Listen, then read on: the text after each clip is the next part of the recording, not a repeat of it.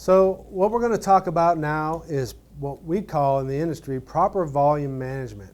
It's basically understanding that over the course of a day, over the course of weeks and months, your residual limb is going to change. The socks are meant to take up the space because the prosthesis never changes, just like a wedding ring or any ring. Some days it's hard to get the ring off, some days it can fall off on its own, but if the ring never changes, it's always going to be the same size that it was. What changes is your finger in that case. When it comes to prosthetics, the prosthetic socket is very similar. It always stays the same unless it's changed on purpose by a prosthetist.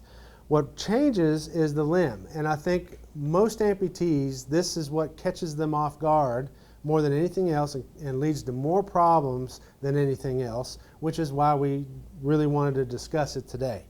All right, so we have with us today 3 types of socks that we typically give all of our amputee patients. The first one is a 1-ply sock. Now, ply just means one sock, one thickness. A ply is like a thickness. So this would be a 1-ply. It's very thin, pretty stretchy, kind of like a t-shirt.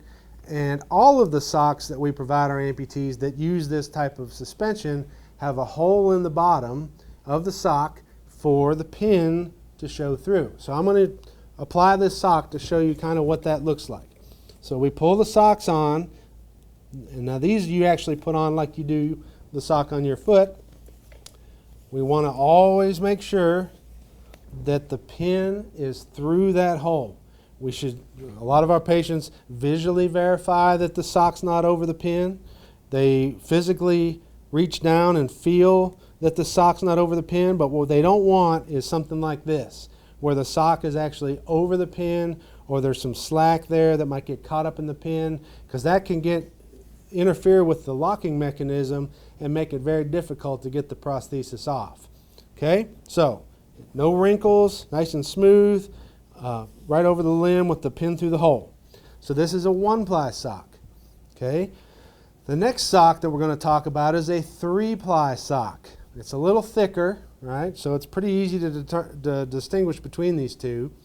And it has, this 3-ply has some yellow threads at the top. Some manufacturers, if the sock's a different color, they don't use yellow. They'll put 3-ply on the sock and it'll be in yellow. But yellow generally is associated with 3-ply. There's even some threads at the bottom now that can kind of help you with that. And there's a tag that if you forget, right in the middle it says 3-ply. So this would be the same as if you had 3 of these on the leg, on the residual limb. You could take them off, put on a 3, and it's more or less the same. The next type of sock is a 5-ply sock, and it feels very similar to the 3, but it is a little thicker. And because it's hard to really tell them apart sometimes, they use green threads. They also have green at the bottom. All these socks have holes in the bottom for the pin like we discussed. It also has a tag, if you forget, that says 5-ply.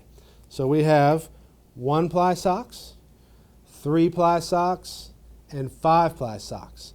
And all we're going to do is use different combinations of these socks and several others that we have in reserve to try to make up the space that the patient's leg volume changed to make the socket fit regardless of the situation. So think of the limb as almost like a water balloon. The more you squeeze it, the fluid gets pushed out back into the body. Kind of like your socks. When you come home from a long day and you take your socks off, you see a little dent in your skin. Well, that dent is actually just fluid that's pushed out of the limb by the fact that the sock's a little tighter in that area. And then when you leave the socks off after a while, that dent fills back in. All we're really talking about here is managing that volume and that fluid that moves around. It may start out one thing in the morning, and by the end of the day, if we took measurements of the limb, they'd be completely different than they were early in the day. And every amputee is going to have a different rate at which they experience those changes. And the more mature the amputee is, sometimes we see them diminish over time where they don't fluctuate as much. But the take-home point really is that your leg will change, and the socks are how you manage the fit of the prosthesis. It can help be more comfortable when you're walking. You have better control when you're walking, and you're less likely to get wounds or have complications from that. Okay? So, earlier when we had this gentleman put his prosthesis on, it was pretty tight, but he's been wearing it for a while.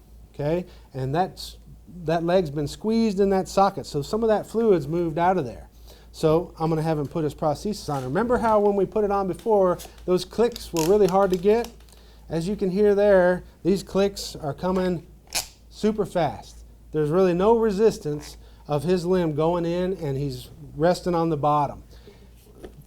Most prostheses nowadays are not designed to end bear. We don't want you putting a lot of weight on the bottom of your residual limb. It should make contact with the bottom, but most of the weight is going to be by squeezing the limb like a bear hug, like circumferential pressure. Just like if I was squeezing somebody and dangling their feet over something, if I loosen my grip, they start to fall. If the prosthesis becomes loose, the limb falls further into the prosthesis and you end up with end bearing. So, how do we fix this? So, what we have, we'll go back to our 1-ply sock. We'll put that on and we can make it tighter with that. Now some amputees will go up in increments of 1 ply.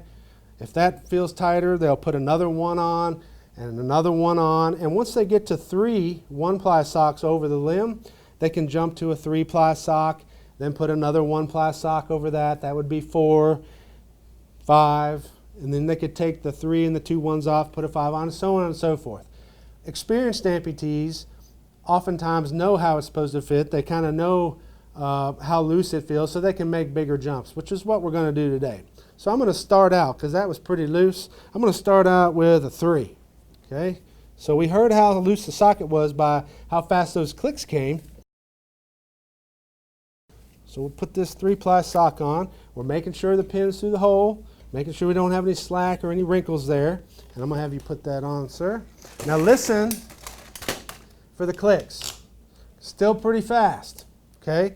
Still not tight enough. It's better, but it's still not tight enough. So we'll take it off, and I'm going to make another gross jump. Okay?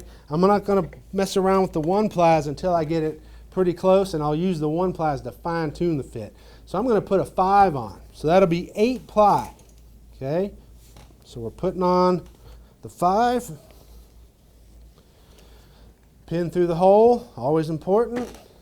Let's try that. Again, listen for the clicks and how fast we get them. Okay, now they're coming slower and we can almost count them. Okay? Not that the number is important, but it's the speed at which we get them that we're looking for. Go ahead and have a seat. Okay, so we're 8-ply right now. And I'm just going to take a couple ones because I think I can fine tune it with these. Okay, there's 1. And there's 1. So that'd be 10. 10-ply total. All right. Let's try that. And listen for the clicks. Just go slow. Okay. Got it? All right. We're getting 1, maybe 2 clicks every time he puts his weight on it. Okay? Now we're in that acceptable range where we know that we've got good compression on the limb circumferentially around the limb.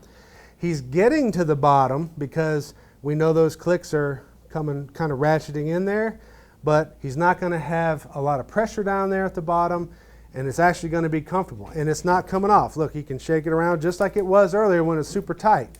Okay? He'll have better control the tighter it is because we're simulating by using the socks how that socket fit earlier, which was very tight, great control, not going to come off unless he wants it to come off.